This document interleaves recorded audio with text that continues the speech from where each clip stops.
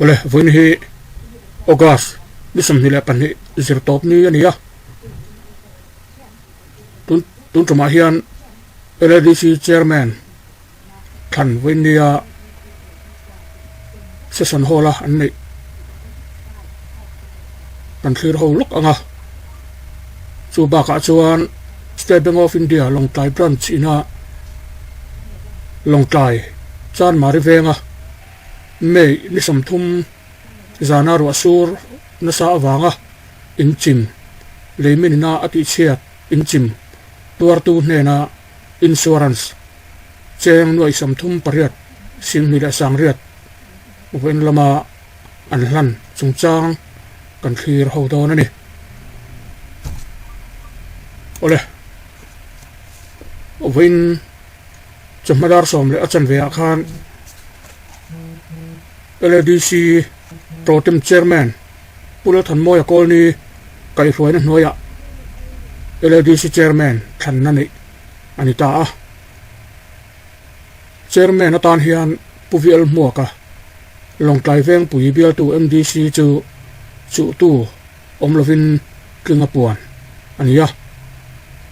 Kingapuan Ani Nu Hian CEM House Leader Nibok Puen Zangura le opposition lamatangin chairman kalchuak puti saku ngata chuan puviel muaka chu chairman thutmun thleng an hruai ani puviel muaka hi tun 11th Lai Autonomous District Council a hian chairman ani thum ni na ania pumuak te hi Chhimthlipui chuan kan lawmpui tak zet ani LDC sarkar hun anga mochen mumalo taka akal nuwa tun haya United Democratic Alliance UDA kai huai sarkar din anita sarkar ruang amte insiam chhauzelin ovein lama khan chairman than na le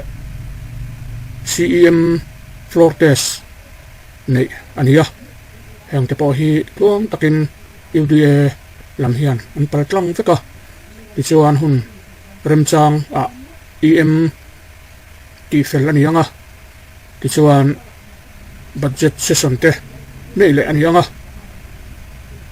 LDC sarkar mumal takin akal chho to tura ngai ania chutiang tur po chuan du sakna kan hlan bokani ole win vek khan pu lalsiam guite Chief Manager State Bank of India long tai branch chuan kumin mei ni som thum zana long tai bazar veng le long tai chan mari venga in pasari Chim Tuartu zingami puef Rothuama Hnenah insurance poisa cheng noi som thum pariat sim ni la sang riat ahlana kan hriat theu angin le Chhimthlipui YouTube channel ate po voi duai lo kan ron ti lan to nei mi som thum zan dar som le mi som li bor vela ruwa na satak sur awanga long tai bazar veng le long tai chan mari venga leimin na satak ina in pasari ati Chim chungchang kha kan la thu ome khata khan kha chiat na Tuartu te zingami chan mari veng lama RCC building in relai nei tu puef Rothuama hian State Bank a hian a in saklai mek atan insurance alo tia hi voin ni akhan hlan anitani State Bank of India long tai branch Chief Manager Office chambara he hun manna hian pulal siam guite Chief Manager chuan SBI noya insurance chi sang ti thei ani thu asaya pula Rothuama hian a in chu cheng sing level sengin insurance alo ti fel awangin benglam chuan chiat an to dan te a en fel nuwa poisa apeta ti asai langa beng loan la kher lo tan po insurance ti thei ani thu le building hlut dana zirin poisa da ngai sang sang aum thu te asai langa voi khat poisa pek hian kum som ni chung a huam thei thu asai lang bok pulal siam kui te thu sei lo ngai tha lok teng le cái mà lal siam gui te chief manager long lai state bank cái nia với na hian i lo mom tak mai an soi do na i mani khanin long lai hian chiat na sa tak mai kan to ka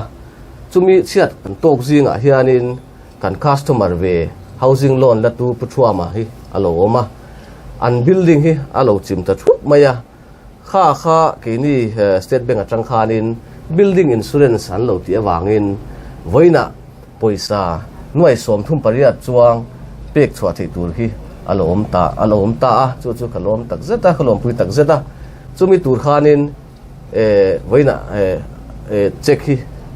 heta hian kan lo landona hei hi khongai takin englo Rothuama chiat tok englo nia ama hian min lo chan sak ro se ti hi zot ani chuan hei hi mi rual hianin midang te po hianin loan nei lo mai la building insurance eng tik lai po in alak thei reng ti hi kalo soi lang do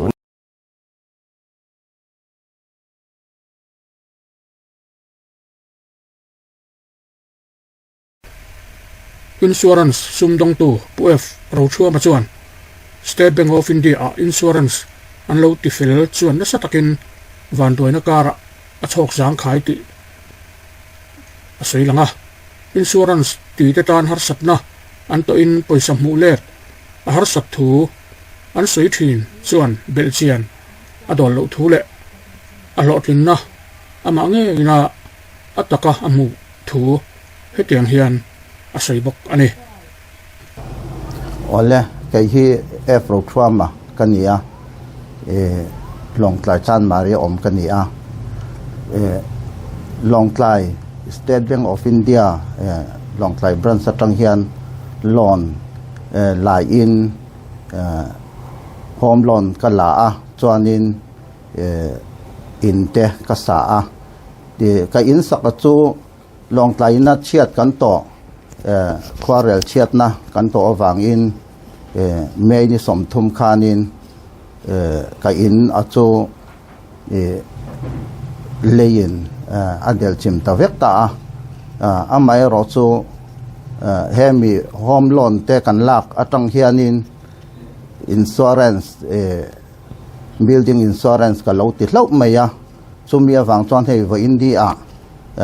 State Bank of India long thai branch te in noi som thum le pariat le siang ni le sang riat lai mai building insurance ka ti atang in min pe hi ka lom tak zeta hei hi kan soi du chu mi tam takin building insurance te hi har sa an bu tak lo ti te po om thina ma sela ani lova home loan lakher lo te ta na po hian loan lakher lo tan po building insurance ya ti thei renga chung tiang chuan building insurance mi puite in lo ti la chiat kan lo to chuan lukhong ani em ani ti kha ka han soi do a lu em he ke ni pokan van nei em poisa tam takan loss mai ro chu tiang chung po chuan building insurance te kan lo ti awang in he poisa tam tak mai State Bank in min pelet ani maya kan lom ma kan loan cover na to te chu ka han soi do ani ka lom